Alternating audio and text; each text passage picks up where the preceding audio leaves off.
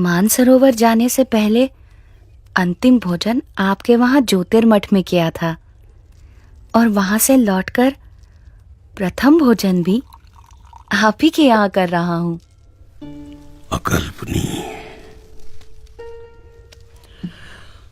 वहां ऊपर 6 महीने तक आप क्या खाकर जीवित रहे?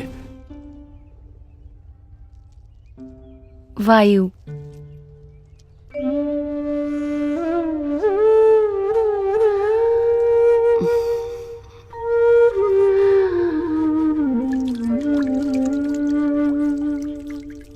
मुमुक्षुओं के भावों को परख कर उन्हें अपने संबंध से कल्याण के मार्ग पर प्रेरित करते रहने का नित्य क्रम नीलकंठ वर्णी ने अखंड रखा था।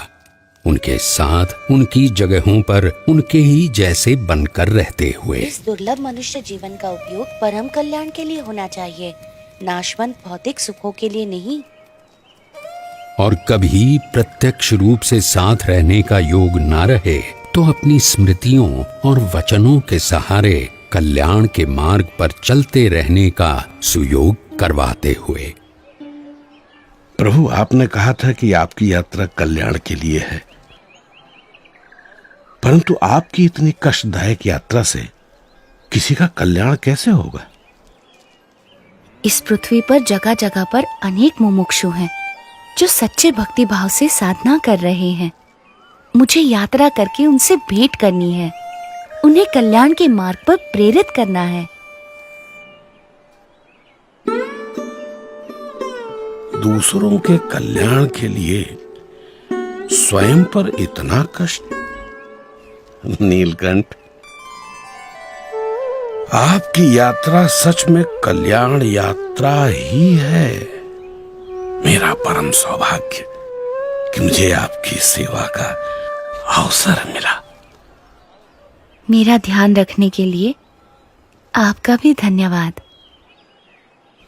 आप अपना विशेष ध्यान रखिएगा नीलकंठ वर्णी। शुभम भवतु। प्रणाम।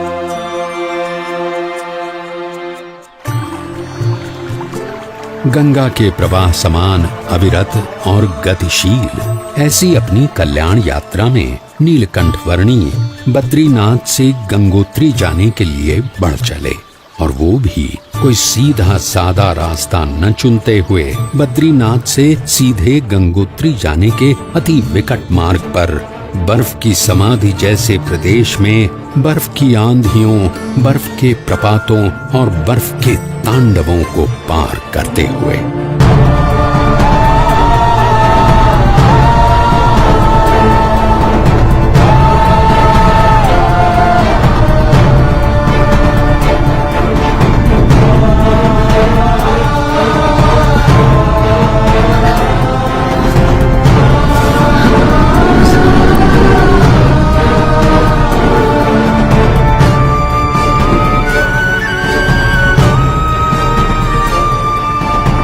नीलकंठ वर्णी गंगा जी के उद्गम स्थान गौमुख आ पहुंचे।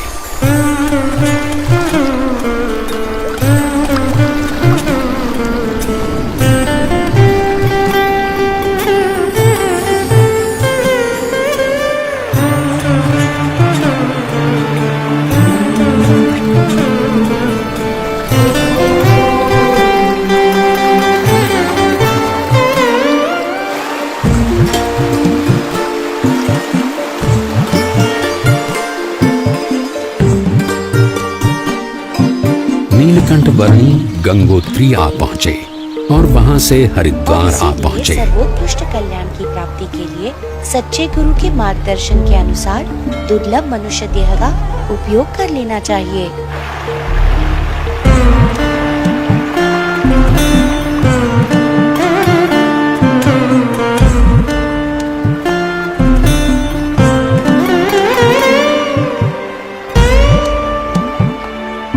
बहुत बारिश होने वाली है, जल्दी घर चलो। चलो बाबा, जल्दी घर पहुंचो। चल भाई चल।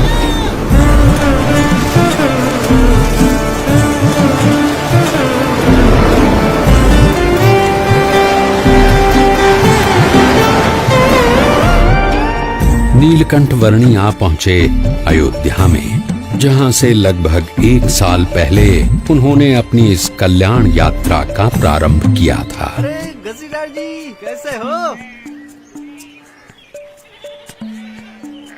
जिसकी गली गली में नीलकंठ वर्णी के बाल घनश्याम स्वरूप की अनेक स्मृतियों के भंडार भरे हुए थे, उस अयोध्या नगरी में सब कुछ पूर्ववत यथावत लग रहा था।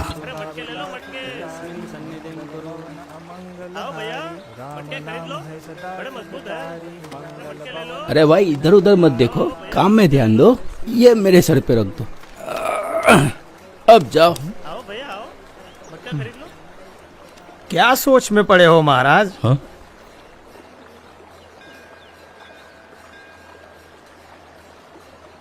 सोच रहा हूं कि ये संसार का चक्कर भी अजीब है।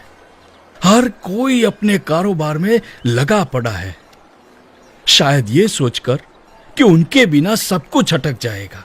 पर सच तो ये है कि यहाँ एक दिन हर एक को अटक जाना है, और यहाँ से अटक कर वहां चले गए। फिर यहाँ का क्या? कुछ खास नहीं, थोड़े दिनों का विरह, थोड़ा रोना धोना, थोड़ा शोक, और उसके बाद वही उद्यम। सब कुछ यथावत, जैसे थे वैसे। किसी को किसी के होने या न होने से कुछ खास फर्क नहीं पड़ता। सब अपने अपने मसले में है। सही कहा आपने। हाँ? इंसान अपने नश्वर कार्यों में ही इतना मग्न है कि स्वयं परमात्मा भी उसके सामने प्रकट हो तो उन्हें भी पहचानने की तसदी न ले। परमात्मा सामने और प्रकट? हाँ, जब भी जीव को इस पृथ्वी पर मनुष्य देह मिलता है, तब परमात्मा किसी न किसी रूप में पृथ्वी पर जरूर प्रकट होते हैं। यदि मुमुक्षु को उनका यथार्थ प्रसंग हो तो उसकी मुक्ति का मार्ग खुल जाता है। वैसे यहाँ से मुक्तिनाथ जाने के लिए कौन सा मार्ग उचित रहेगा? बताओ भाई। यहाँ से उस तरफ वंशीपुर है, और वहां से उत्तर पूर्व दिशा में नीलगिरी पर्वत की ओर बढ़ते चलिए। अरे सब लोग यहाँ आ जाओ, चलो चलो, भोजन तैयार है। प्रणाम।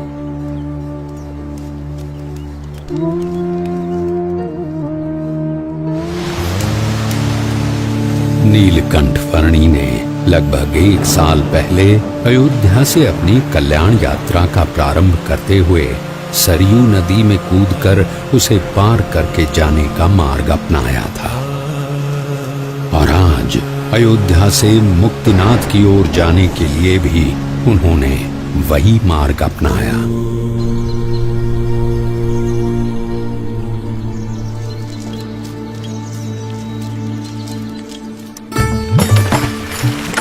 सरयू नदी को पार करके मुक्तिनाथ की ओर बढ़ चले नीलकंठ वर्णी हरैया गांव में आए।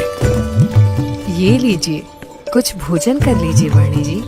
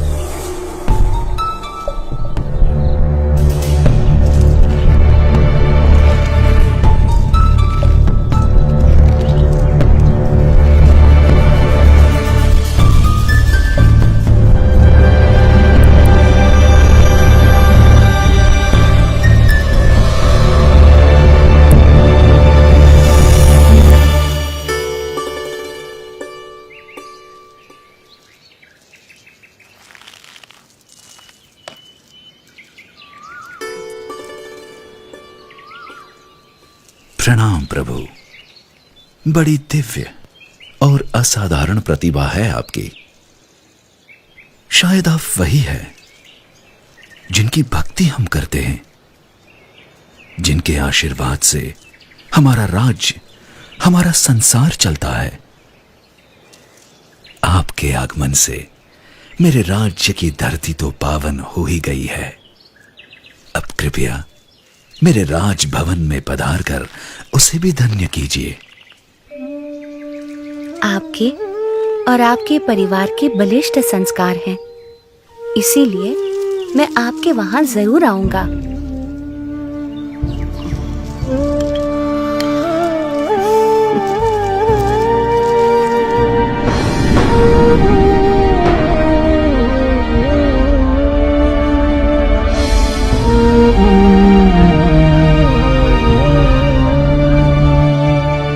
नीलकंठ वर्णी वंशीपुर गांव आ पहुंचे। कोई कहियो रे प्रभु आवन की, कोई कहियो प्रभु आवन की, मन भावन की, प्रभु आवन की, मन भावन की, कोई कहियो रे प्रभु आवन की, कोई कहियो। आपन आवे लिख नहीं भेजे, मान परी ललचावन की। आपन आवे लिख नहीं भेजे, मान परी ललचावन की। ये दो नैना कहो नहीं माने, ये दो नैना कहो नहीं माने, नदियाँ बहे जैसे सावन की, नदियाँ बहे जैसे सावन की, कोई कहियो। ये महाराज पैदल चलकर क्यों आ रहे हैं? हाँ, और घोड़े के ऊपर कौन बैठा है? देखूं तो महाराज पैदल, अवश्य ही कोई विशिष्ट अतिथि होंगे।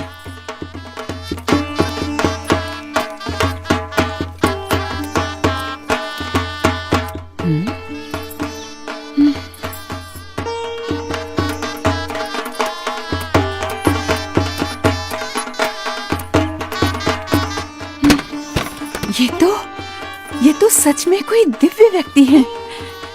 सब चलो, उनके स्वागत की तैयारी करो। जी महारानी जी।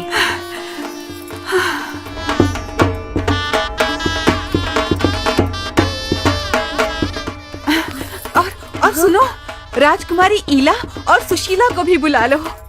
जरूर महारानी जी।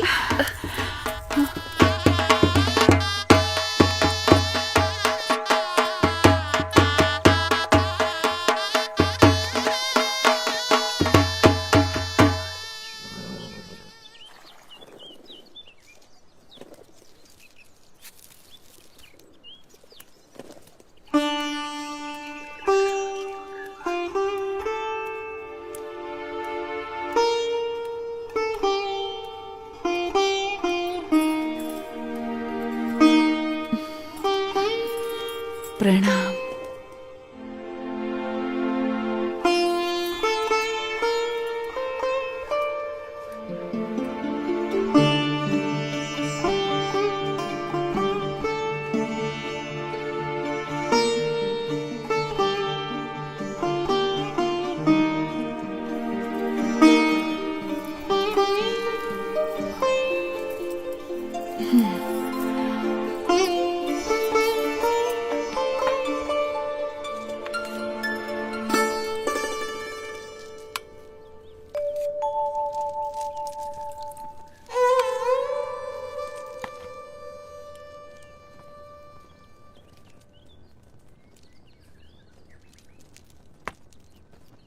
वर्णी जी, हमारे राजा धर्म पालन के आग्रही है और उसके फलस्वरूप उनके ऊपर ईश्वर की इतनी कृपा है कि उन्हें इतनी प्रतिष्ठा, इतना मान सम्मान, इतनी धन दौलत, इतना वैभव, ऐसा श्रेष्ठ भोजन, सब कुछ प्राप्त है। धर्म का संबंध केवल धन दौलत, पद प्रतिष्ठा, मान सम्मान, बाह्य वैभव और बाह्य व्यक्तित्व से नहीं, किंतु आंतरिक प्रतिभा से है।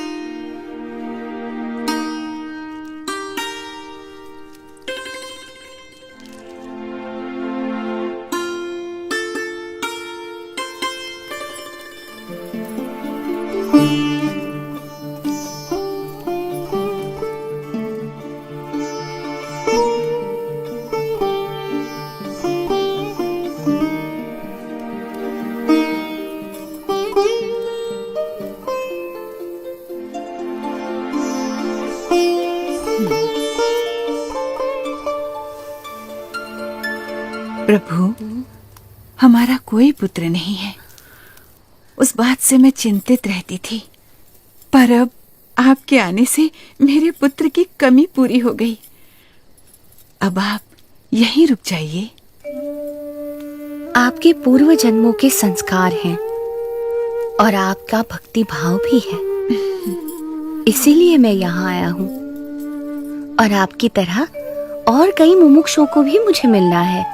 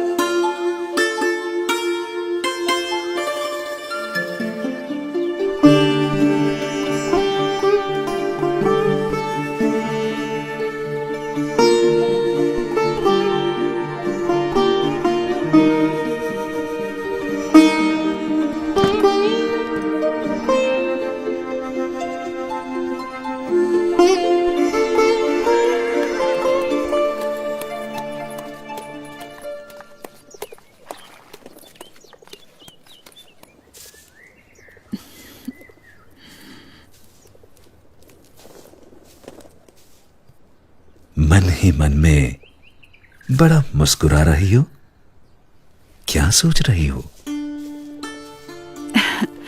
सोच रही हूँ नीलकंठ वर्णी कितने महान व्यक्ति हैं, सरल जीवन और उच्च विचार। और हमारी ईला और सुशीला भी कितने भक्तिभाव से उनकी सेवा में जुड़ गई हैं।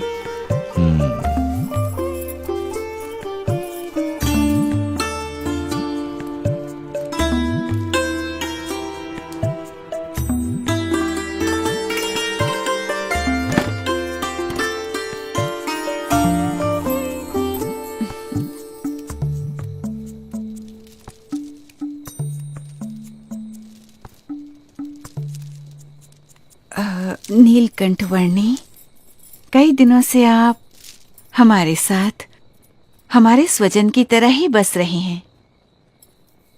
और केवल हम ही नहीं, पर यहाँ छोटा बड़ा हर कोई आपको अपना स्वजन समझने लगा है। सभी को आपसे लगाव हो गया है। इतने दिनों से आपका जीवन निकट से देखकर हमें प्रतीति है कि आप कोई असाधारण दैवी तत्व हैं, साक्षात परमात्मा हैं। ये सब देखकर मेरे मन में एक विचार आ रहा है कि यदि आप हमेशा के लिए हमारे स्वजन बनकर रह जाएं, तो कितना अच्छा होगा। यदि समझ में आए तो मैं तो हमेशा के लिए सबका स्वजन हूं, एक सच्चे स्वजन की तरह हमेशा सबके साथ ही रहता हूं। अब हमारी अपेक्षा है कि हम ये सब कुछ त्याग कर आपके चरणों में न्यौछावर करके मोक्ष के काम में ध्यान दें और हमारी सारी धन दौलत, हमारी सारी संपत्ति, हमारा राज्य और ईला और सुशीला को भी आपको सौंप दें। हमारी पुत्रियों से ब्याह करके हमारा सब कुछ स्वीकार कर लीजिए नीलकंठ।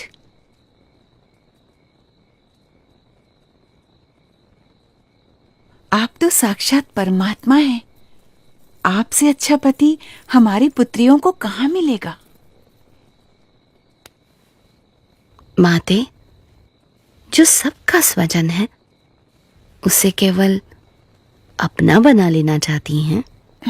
मैं आप सबको सारे बंधनों से मुक्त करना चाहता हूं और आप मुझे ही ये सब बंधनों में बांधना चाहती हैं। बेटा, अभी जवानी फूटी नहीं है इसलिए ऐसी बातें कर रहे हो, पर जब जवान हो जाओगे तब स्त्री सुख के बिना रह नहीं पाओगे। जब स्त्री सुख के लिए तड़पोगे तब एहसास होगा कि ऐसी सुंदर कन्याओं और ऐसे राज्य का प्रस्ताव ठुकरा करके तुमने बहुत बड़ी भूल कर दी।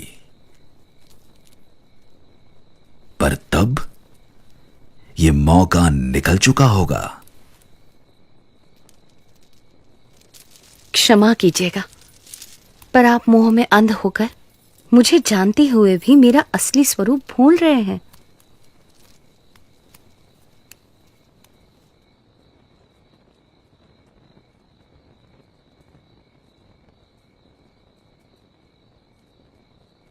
यही तो माया का प्रभाव है कि जो परमात्मा की उपस्थिति में भी आपको परमात्मा का सुख लेने नहीं देता है और ऊपर से साक्षात परमात्मा में भी माया का भाव लाकर रख देता है।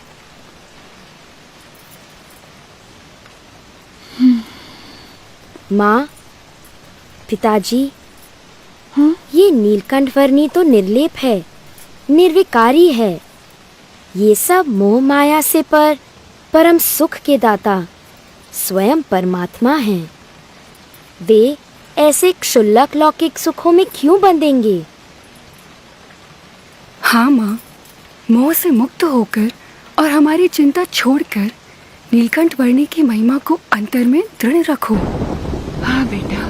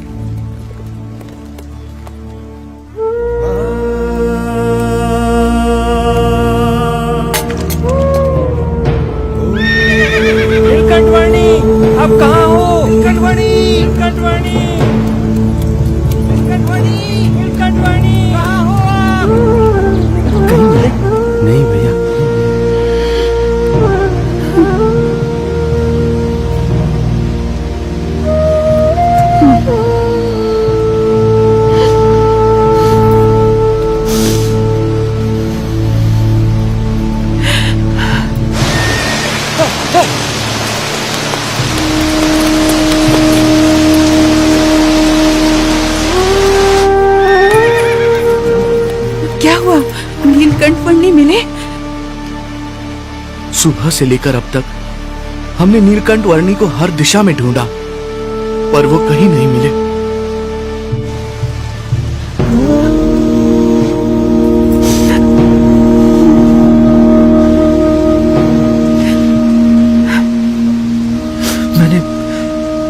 मैंने दूर दूर तक ढूंढा पर नीलकंठ वर्णी नहीं मिले। माँ,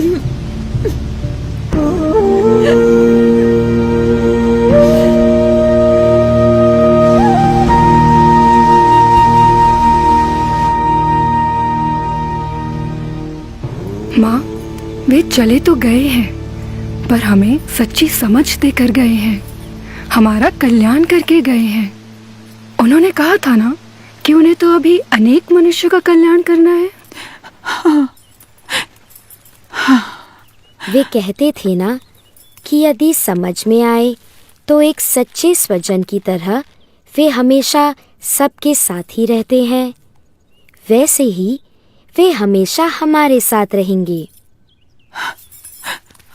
हाँ बेटा।